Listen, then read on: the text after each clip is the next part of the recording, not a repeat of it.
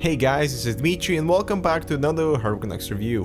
EVGA is widely known for their graphics cards, motherboards and power supplies, but it's always exciting when companies expand their product categories. So you're looking at EVGA's first ever chassis, the Hadron Air.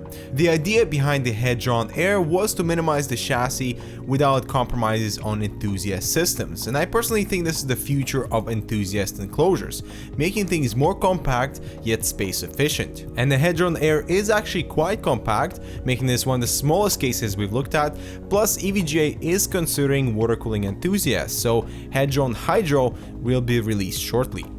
Now many of you might immediately get turned off because of the price, which close to $200 for a mini mITX chassis might be overkill, considering there isn't much material that goes into the construction of the case. And the reason for what seems like an inflated price tag is that every unit ships with a 500 watt 80 plus gold certified power supply, which is highly efficient and uses good quality components.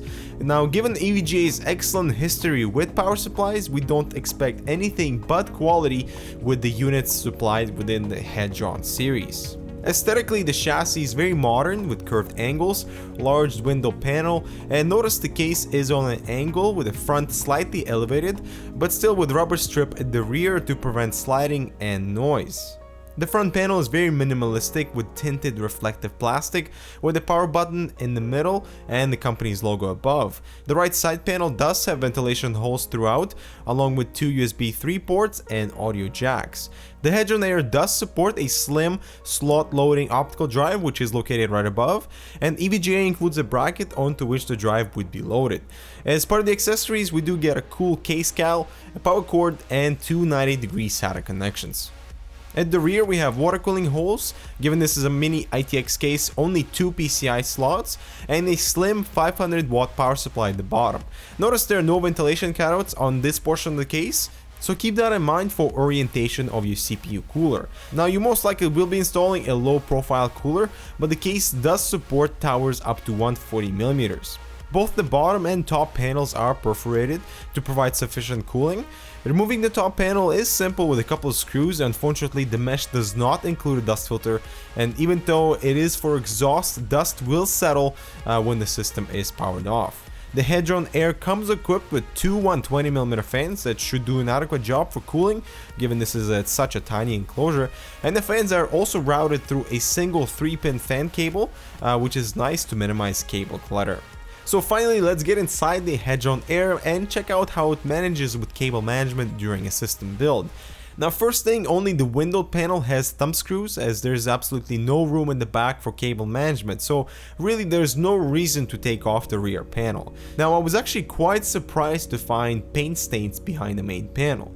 It in no way affects functionality of the case, but the premium price at least should reflect attention to detail and perhaps appropriate paint job. I was further surprised to find this adhesive plastic spread at the back of the case, and really if they're going for an all black interior, they should do it right from the beginning.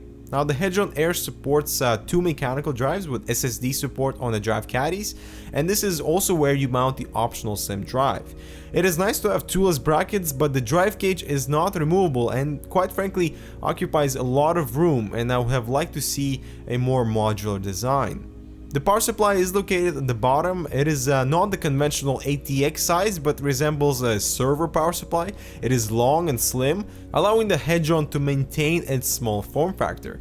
The unit cools itself with a 40mm fan, and given its high efficiency rating, the power supply runs extremely quiet. I hooked it up to my main workstation with 3930K and GTX 770, and under load the fan was working, but certainly was not the loudest component in the system. And remember, the 500 watt capacity is totally enough to run a high-end system like that. For connections, we have a 24-pin motherboard cable, an 8-pin CPU cable, a total of 4 Molex connectors and 2 SATA, and 2 8-pin PCI Express for your graphics card. Now there isn't much for cable management in this case. We do get 2 hinges on the drive cage that might come in useful, and also notice there's no CPU cutout, but instead a very particular shape with mounting holes. Now this is for EVGA's own mini mITX boards. As you see, our test board does not align with the pre-drilled CPU holes. This is really not a big deal, but I still would have preferred to see a CPU cutout instead. The PCI brackets are locked in behind this protective hinge. This is probably useful for LAN events, and measuring the length of the chassis, it sure seems to support 11-inch graphics cards. Now, it might be a little difficult given all the power supply cables are right there, but without reading the specs sheet, I assumed our GTX 590, measuring at 11 inches, would be supported. Only to find out there's no way to fit the card because the side panel hinge is just a few millimeters too long to allow clearance for our GTX 590. Only 10.5-inch graphics cards are supported, and mounting that inside the Hadron Air, and you basically get an idea of how a powerful system can get even in this tiny enclosure. The PCI cables are very short, so they don't interfere with the side panel, and there's very little room between the GPU and the power supply. But luckily we do have perforated side and bottom panels to help with cooling, but still exhausting graphics cards would be more ideal for this chassis. And looking at the final assembly, there's really nowhere to tuck the cables, and the cleanliness of your build will depend on the motherboard layout, particularly the location of that huge 24-pin cable. But it sure manages to clean up well considering of how tiny this case is, and all thanks to that 500 watt slim power supply, without which the form factor of this chassis would be completely different. So to conclude, EVGA's entrance into the enclosure market looks very promising, considering they've designed a case targeted towards enthusiasts with an impressive small form factor. It sure is not a boring case with reflective front panel and window, support for 2 mechanical drives and a slim optical drive as well, graphics card support with up to 10.5 inches and CPU towers up to 140mm. Cooling in the Hadron Air is pretty decent given the size restrictions, but the 2 exhaust fans should do an adequate job. The included 500 watt 80 plus gold certified power supply is really the winner here.